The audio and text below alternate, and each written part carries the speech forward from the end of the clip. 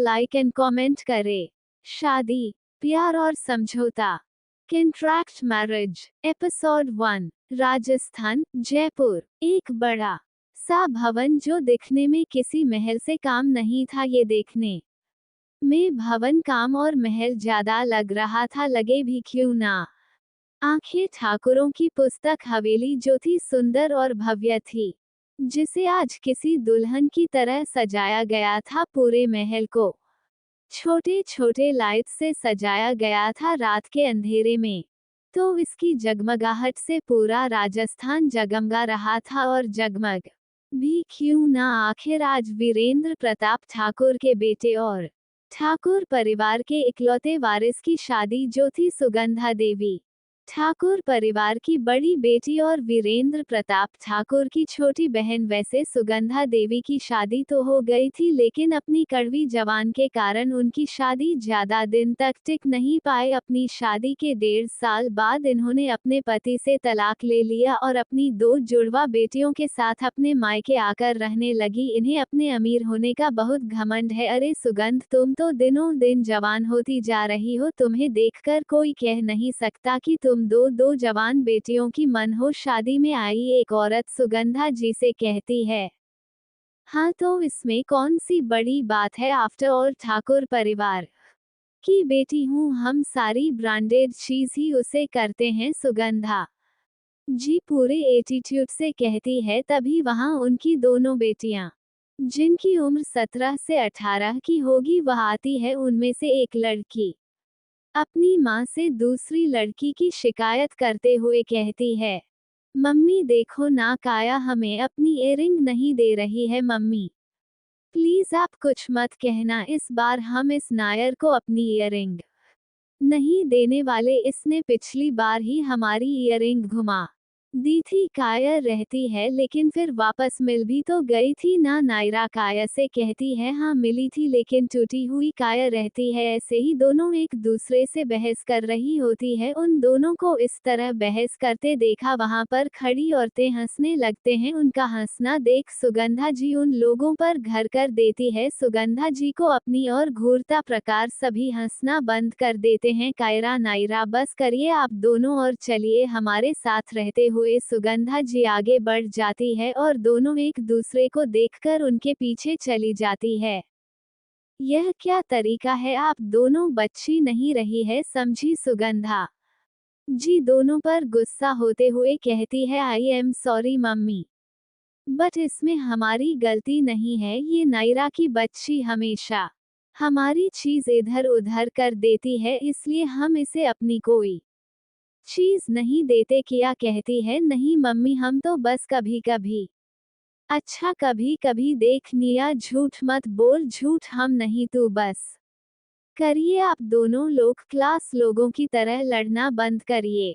और आप किया, निया को जो इयररिंग चाहिए उन्हें सुगंध करती है उन्हें दे दीजिए। बट मम्मी, किया आपसे जितना कहा है उतना करिए। किया मुंह बनाते हुए अपनी इयररिंग निया को देती है। सुगंधा जी आगे कहती है, अब अच्छे से तैयार होकर नीचे लिए आप दोनों। समझ जी, बहुत सारे बड़े बड़े बिजनेसमैन आने वाले हैं इस शादी में, किन्हीं को आप दोनों पसंद आई तो लाइफ टाइम ऐसो आराम की जिंदगी समझिए। आप दोनों, हम नीचे जा रहे हैं, आप दोनों जल्दी आना। काकर वहां से सुगंधा जी चली जाती हैं। उनके जाने के बाद मियां किया से कहती है, हाय हम तो भूल ही गए, हमारा सिर भी तो आएगा, तुम्हारा नहीं हमारा सीट। किया कहती है, तेरा नहीं हमारा, वह तो मुझे भाव तक नहीं देता। नया हंसते हुए कहती है, तुझे कौन सा भाव देता है, किया रहती है देख लेना, आज हम ऐसे तैयार होंगे कि सिद्धि की नजर हमसे हटेगी ही नहीं। नियापुर कॉन्फिडेंट से कहती है, क्या इस पर हंसते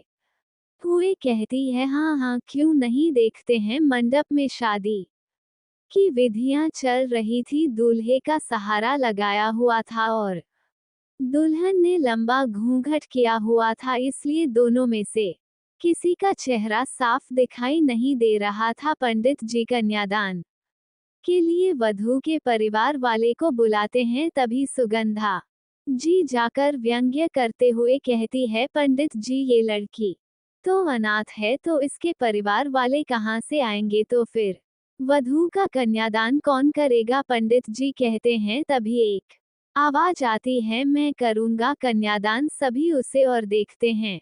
एक हैंडसम सा लड़का, उम्र लगभग 23 से 24, गोरा रंग, हाइट 6 फीट, फॉर्मल सूट पहने हुए, एक हाथ में महंगी घड़ी, बाल अच्छे से सेट, दिखने में किसी और से काम नहीं था। यह है कपूर इंटरप्राइजेज का सीईओ सिद्धार्थ कपूर उर्फ सिद्धा। वैसे तो ये बहुत नटखट और फ्लिटी भी है, पर अपने काम को लेकर बहुत ही सीरियस है, इसलिए तो बिजनेस वर्ल्ड में टॉप 5 में अपनी पोजीशन बनाए हुए हैं। सिद्धार्थ मंडप के पास आकर कहता है, मैं करूंगा अपनी बहन का कन्यादान। ये सुन सुगंधा जी कहती है, ये क्या कह रही है आप सिद्धार्थ?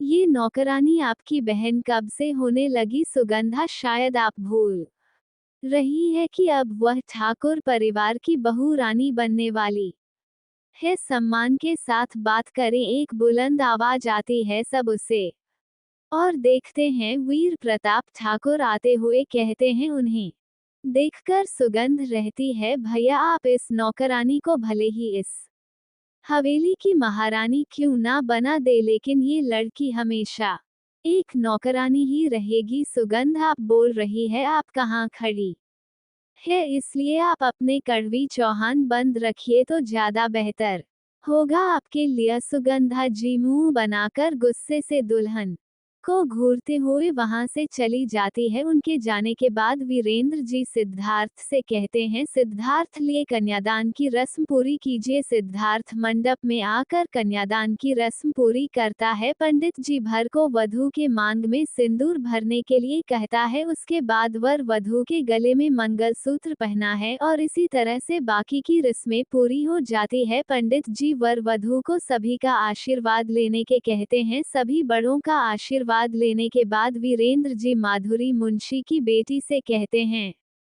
माधुरी नई बहू को उनके कमरे में ले जाए, वह थोड़ा आराम कर लेगी। माधुरी दुल्हन को वहां से ले जाती है। दुल्हन के जाने के बाद वीरेंद्र जी वेदांत किसे कहते हैं, वेदांत, आप भी थोड़ी देर कमरे में आराम करिए, इन शादी की रस्मों में थक गए होंगे। वेदांत वहां से चला जाता है। वीरेंद्र जी बाकी सारे मेहमानों के लिए होटल बुक करवाया था, तो सभी खाना खाकर वही जाने वाले थे। बाकी जितने भी रस्में करनी थी वह सुबह होने वाली थी। केवल गृह प्रवेश की रस्म अभी होने वाली थी, जिसमें सिर्फ परिवार वाले ही शामिल होने वाले थे। वीरेंद्र जी नौकरों से सिद्धार्थ को कमरा दिखाने को कहते हैं, क्योंकि सिद्धार्थ वेद का बहुत अच्छा दोस्त था और रक्षित को अपनी सगी बहन की तरह प्यार करता था। सिद्धार्थ को इस परिवार का हिस्सा ही माना जाता है।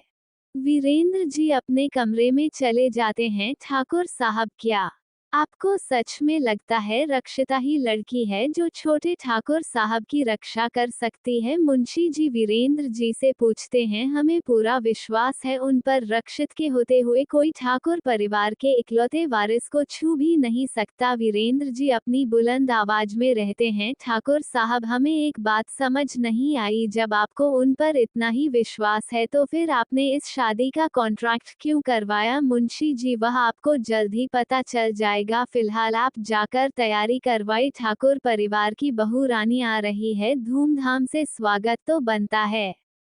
माधुरी दुल्हन को कमरे में बिठाकर रक्षित को आराम करने का कहकर वहां से चली जाती है कि तभी रक्षित उसका हाथ पकड़ लेती है और कहती है, माधुरी, आप भी हमसे नाराज हैं? इस पर माधुरी कहती है, हम कौन होते हैं आपसे नाराज होने वाले, हम तो एक मामूली सी मुंशी की बेटी है। माधुरी जी, क्या कह रही है आप? हमारी सहेली हैं और आप तो सब जानती है ना, हमने ऐसा क्यों किया? हाँ जानते हैं हम, लेकिन क्या आप जानती हैं कि आपने जो किया उसका अंजाम क्या होगा? हाँ, हम जानते हैं, हमने जो फैसला लिया है बहुत मुश्किल है हमारे लिए, पर हमें ये करना ही होगा। माफ करना आप पर इस फैसले में हम आपके साथ नहीं है, क्योंकि हम आपको तकलीफ में नहीं देख सकते, चलते हैं हम कहकर माधुरी वहां से चली जाती है। एक अंधेरे कमरे में दो आदमी आपस में बात कर रहे हैं, उन आदमियों की बस परछाई ही दिख रही होती है। सारा खेल उल्टा पड़ गया। हम तो उसे वेदांत को हमेशा के लिए खत्म ही करने वाले थे, लेकिन उसे लड़की की वजह से सारा प्लान फेल हो गया। लगता है इस लड़की का कुछ करना होगा। तभी दूसरा आदमी हंसते हुए कहता है, कुछ करने की जरूरत नहीं है, क्योंकि जो होना था वह हो गया। सुगंधा जी गुस्से से अपने कमरे में इधर उधर चक्कर लगा रही थी। भैया ऐसे कैसे कर सकते हैं, उन्होंने उसे 2 टके की लड़की के लिए हमें सारे मेहमानों के सामने हमारा अपमान किया। उसे लड़की को हम छोड़ने वाले नहीं हैं। बिल्कुल सही कहा आपने बहन जी, ठाकुर साहब को आपके साथ ऐसा व्यवहार नहीं करना चाहिए था, वह भी इतने मेहमानों के सामने। सुगंधा जी गुस्से से कह रही होती है कि तभी दरवाजे से एक आवाज आती है। सुगंधा जी उसे और देखते हैं और चौंक कर कहती है, मिस्टर कपूर आप। फिर गुस्से से, आप हमारे कमरे के बाहर क्या कर रहे हैं?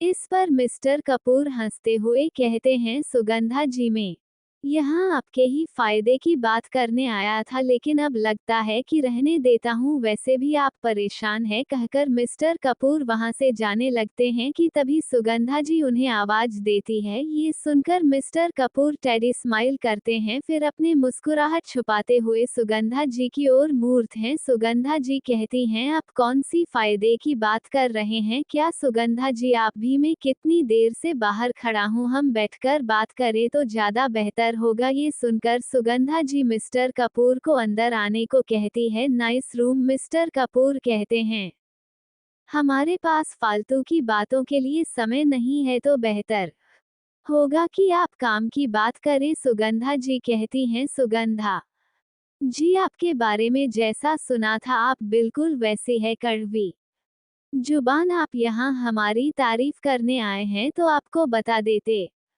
है कि हमें आपकी बातों में कोई दिलचस्पी नहीं है, आप जा सकते हैं। कहकर सुगंधा की खड़ी हो जाती है। अरे अरे सुगंधा जी आप तो नाराज हो गई? अच्छा ठीक है, अब काम की बात करते हैं। मिस्टर कपूर कहते हैं, सुगंधा जी उसे नौकरानी से आपको प्रॉब्लम है ना? तो हमारे पास एक आइडिया है जिससे आपके रास्ते कहाँ काटा हमेशा के लिए जड़ से खत्म हो जाएगा। मिस्टर कपूर कहते हैं, अच्छा और वह कैसे होगा? सुगंधा जी कहती है, जिसे सुनकर मिस्टर कपूर मुस्कुराते हैं और एक प्लान बताते हैं, जिसे सुनकर सुगंधा जी के होठों पर बड़ी सी स्माइल आ जाती है और वह कहती है, आइडिया तो बहुत अच्छा है, लेकिन हमें एक बात समझ नहीं आई कि आप हमारी मदद बिना अपने मतलब के तो नहीं कर सकते। सुगंधा जी आप समझदार बहुत है और आपकी यही अदा हमें भाती है। सही कहा आपने, इससे हमें भी फायदा होगा। अब आप तो जानती है हमारा बेटा सिद्धार्थ उसे लड़की को अपनी बहन मानता है, और वह लड़की आप तो जानती है कितनी चालक है, कहीं मेरे बेटे को बहलाकर हमारी प्रॉपर्टी भी ना हड़प ली। इसलिए इस पर सुगंधा जी अपना हाथ आगे करते हुए कहती है, तो फिर ठीक है, डील डन। मिस्टर कपूर भी हाथ मिलाते हुए कहते हैं, डन।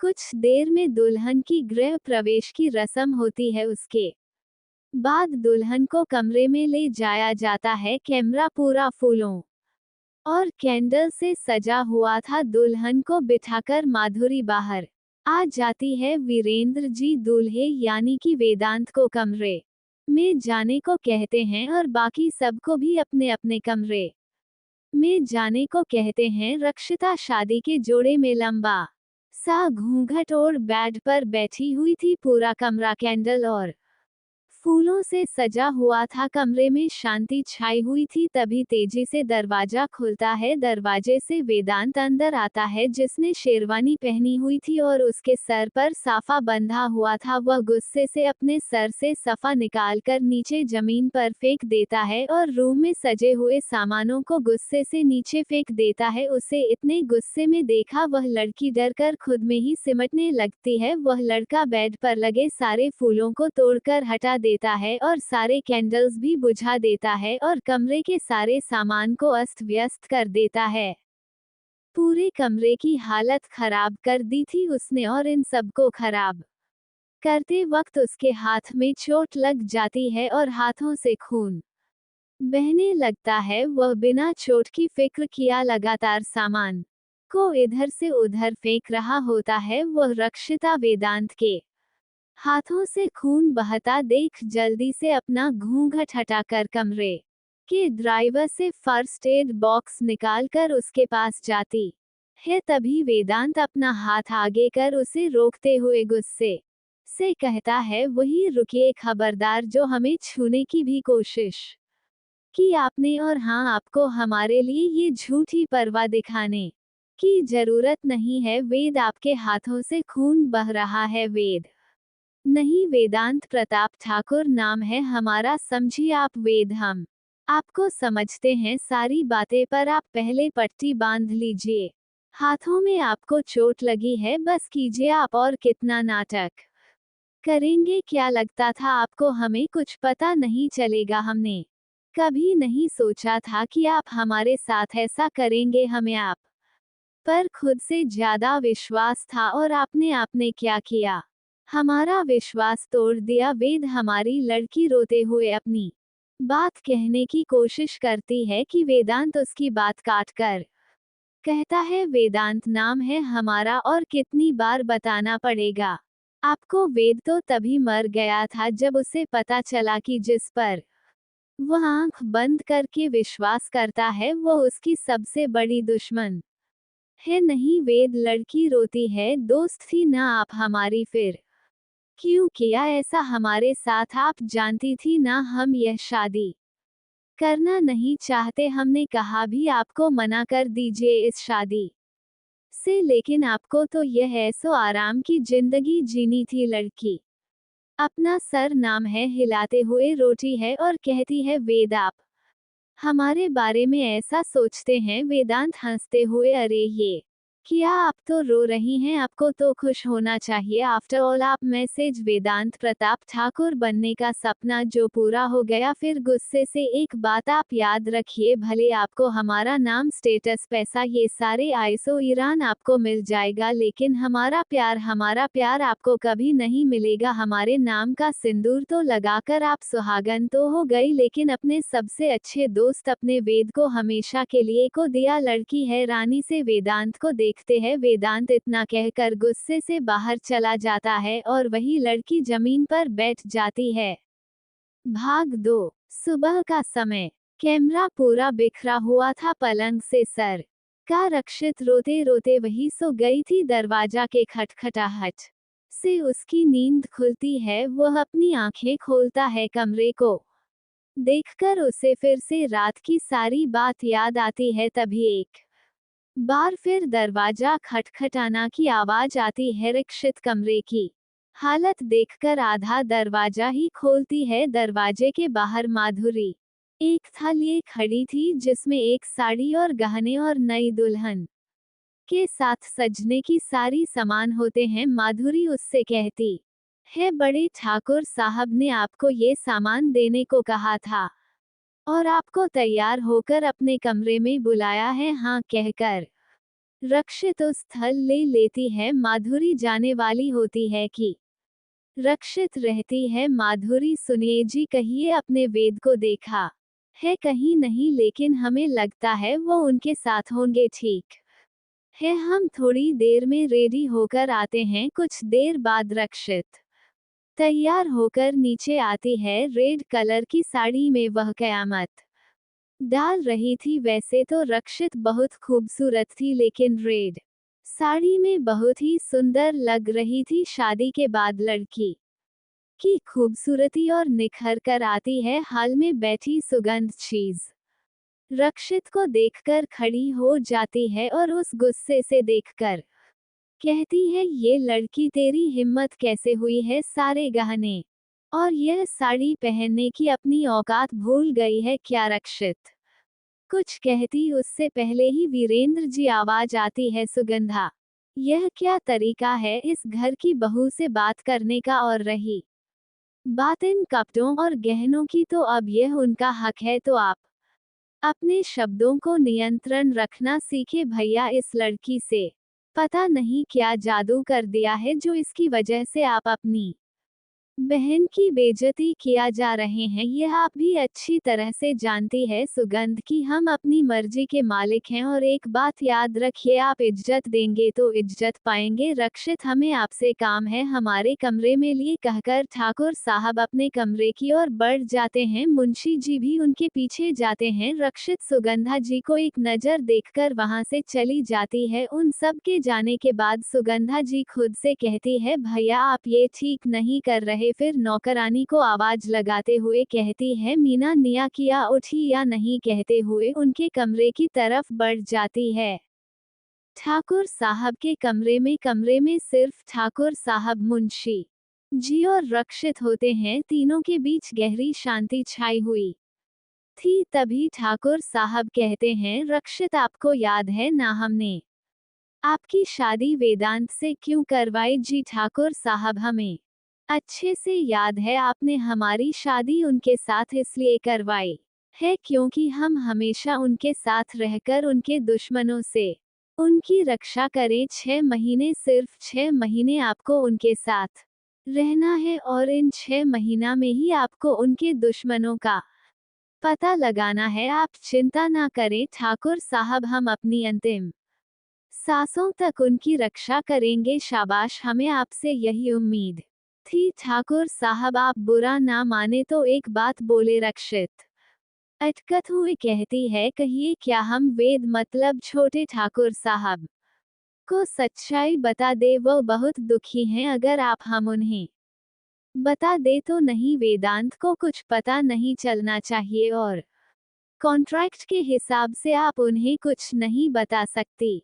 हम जानते हैं ठाकुर साहब, लेकिन रक्षित आगे कुछ कहती उससे पहले ही दरवाजे की खटखटाना की आवाज आती है। मुंशी जी जाकर दरवाजा खोलते हैं। दरवाजे पर नौकर सर झुकाकर कहते हैं, हुकुम छोटे, हुकुम आ गए हैं। ठीक है, तुम जो, हम आते हैं। ठाकुर साहब काकर उठते हैं और रक्षित से कहते हैं, इस बारे में अब कोई बात नहीं होगी। काकर ठाकुर साहब वहां से चले जाते हैं। सभी हाल में आते हैं। गेट से वेदांत और उनके साथ एक वृद्ध महिला आती है, जहां उनको देखकर सबके चेहरे पर खुशी की लहर दौड़ पड़ती है। वही सुगंधा जी अपना मुंह बना लेती है। निया और किया हमेशा की तरह एक दूसरे से बहस कर रही थी। तभी वह दोनों उसे औरत को देखकर खुशी से चिल्लाकर कहती है, नानी। फिर दोनों दौड़कर अपनी नानी के पास आती है और उनको गले लगा लेती है। नानी कैसी है आप? निया कहती है, नहीं, आपको पता है हमने आपको बहुत मिस किया है ना। निया किया कहती है,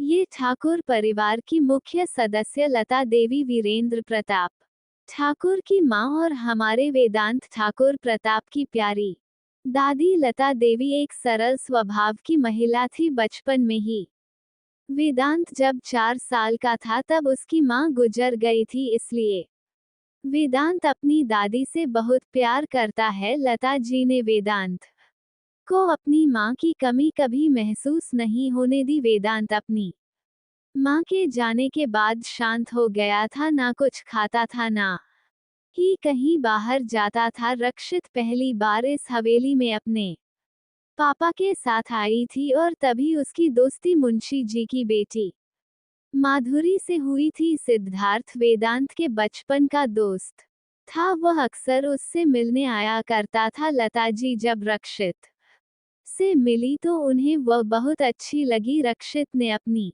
जन्म लेते ही मन को खो दिया था, ये जानकर लता जी को बहुत दुख हुआ, और तभी से वह रक्षित को भी अपनी बेटी जैसा प्यार करने लगी। इसलिए वेदांत को रक्षित से बहुत चिढ़ होने लगी थी, और ज्यादा से ज्यादा वक्त वह अपनी दादी के साथ बिताने लगा, और इन्हीं शब्दों में वह अपनी माँ को खोने का दुख भूल गया। लता जी ने जब वेदांत को फिर से पहले की तरह नॉर्मल देखा तो वह खुश होने लगी, लेकिन उन्होंने एक दिन वेदांत को रक्षित से बात करते हुए सुना, सुनो तुम हमारी दादी से दूर रहो, समझी, वह सिर्फ हमारी दादी है। काकर वेदांत वहां से चला गया। तब दादी वेदांत के पास जाकर समझता है, वेदांत, जैसे आपके पास आपकी मम्मा नहीं है वैसे ही रक्षित के पास भी उसके मामा नहीं है। आपके पास तो हम हैं ना, लेकिन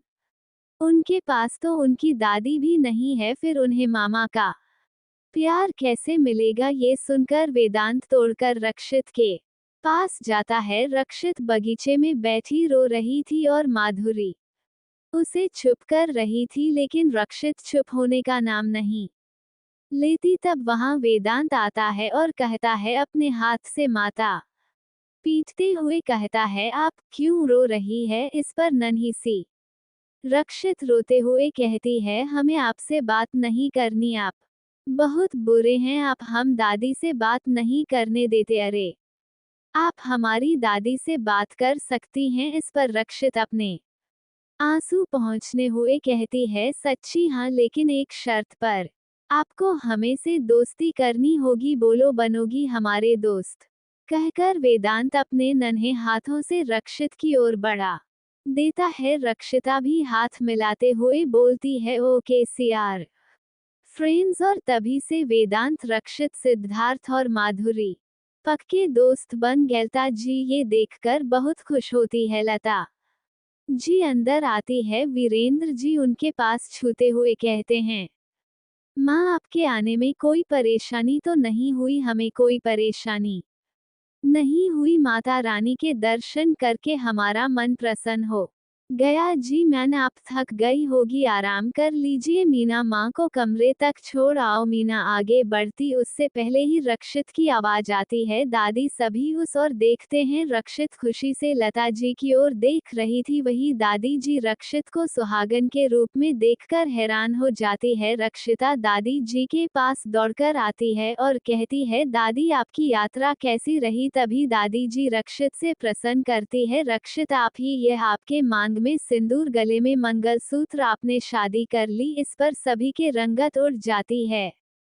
भाग 3। ये सुनकर सभी के चेहरे की रंग टूट जाती है। आप सब चुप क्यों है? रक्षिता, बच्चे, क्या बात है? रक्षिता कुछ नहीं रहती। तब सिद्धार्थ नीचे आते हुए कहता है, दादी यह तो आपके ठाकुर साहब ही बता सकते हैं। लता जी सिद्धार्थ को प्रसन्न सूचक दृष्टि से देखती है। सिद्धार्थ कहता है, दादी आपके जाने के बाद ठाकुर साहब ने रक्षित और वेदांत की शादी तय कर दी। यह सुनकर लता जी ठाकुर साहब की ओर देखकर कहती है, वीरेंद्र, यह सब क्या है? इतनी भी क्या जल्दी आपको, जो हमारे आने तक का भी इंतजार नहीं किया? माँ, हम आपको सब समझते हैं, पर पहले आप आराम कीजिए। इतनी लंबी यात्रा से आई है, आप हमें कोई आराम नहीं करना? पहले हमें पूरी बात जाननी है। ठीक है माँ, जैसी आपकी इच्छा। हमारे कमरे में लिए हम आपको सब बताते हैं। वेदांत अपनी दादी को हमारे कमरे तक लेकर आई। वेदांत अपना हाँ में सर हिला देता है। चलिए दादी। रक्षित, आप नौकरों से कहकर माँ का सामान कमरे में रखवा दीजिए। कहकर वीरेंद्र जी वहां से अपने कमरे की ओर चले जाते हैं। कुछ देर बाद लता जी वेदांत के साथ कमरे से बाहर आती है। उनके चेहरे को देखकर लग रहा था कि वो बहुत खुश है। अभी कुछ देर पहले उनके चेहरे पर जो गुस्सा और उनके मन में बहुत सारे सवाल थे, ऐसा लग रहा था जैसे उनके सारे सवालों के जवाब उन्हें मिल गए हो। वह वेदांत से कहती है, वेदांत, हमें तेरे कमरे में ले चल जी। दादी कहकर वेदांत लता जी को अपने कमरे में ले जाता है। कमरे में रक्षित अपने कपड़ों से भरा बैग बेड पर रखकर शायद कुछ ढूंढ रही थी। तभी लता जी को आता देखकर अपना काम छोड़कर उनके पास आकर रहती है, दादी आप, हम आपके कमरे में आने ही वाले थे। रक्षित, हम आपसे बहुत नाराज हैं, लता जी कहती हैं।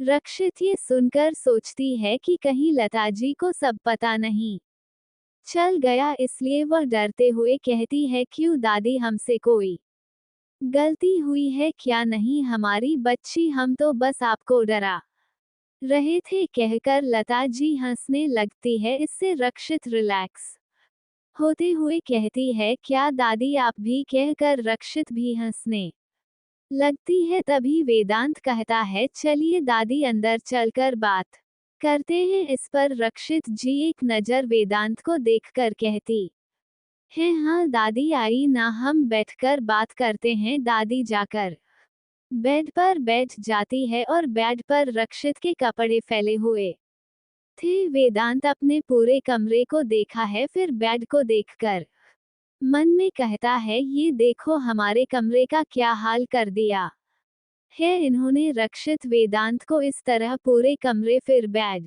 पर देखा देखा जल्दी से अपने कपड़े समेटने लगती है, क्योंकि वेदांत को अपनी कैमरा साफ सुथरा चाहिए होता है इस समय।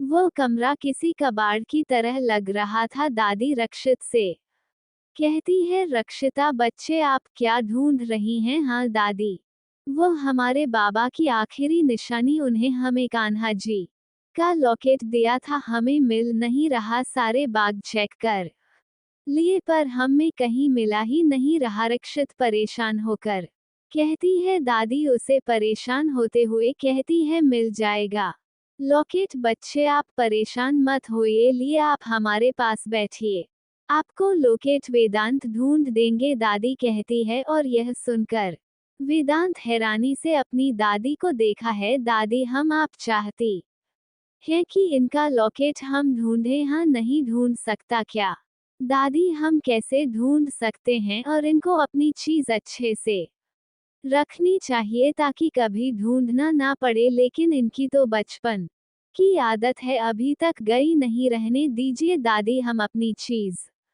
खुद ढूंढ लेंगे। रक्षित वेदांत की बात सुनकर मुंह बनाते हुए कहती है, अरे ऐसे कैसे, रहने दे, वेदांत ढूंढ रहा है या नहीं। वेदांत वैसे ही खड़ा था, तभी दादी नौटंकी करते हुए कहती है, ठीक है मत मानिए हमारी बात, वैसे भी अब आप बड़े हो गए हैं तो हमारी बात क्यों मानेंगे, हम हैं ही कौन। एक ऐसा है बुढ़िया औरत जो अपने पोते को कुछ कह भी नहीं सकती। सही कहते हैं लोग, ये दुनिया बड़ी ही मतलबी है। दादी नकली आंसू साफ करते हुए कहती है। वेदांत अपनी दादी को देखकर इरिटेट होकर कहता है, दादी अब आप ज्यादा ड्रामा मत करिए, हम ढूंढते हैं इनका लॉकेट। ये सुनकर दादी खुश होती है, देखा रक्षित, हमने कहा था मैं आपसे, वेदांत हमारी बात कभी नहीं डाल सकते। वेदांत अपना सर हिलता है और फिर वह लॉकेट ढूंढने लगता है। दादी रक्षित से थोड़ी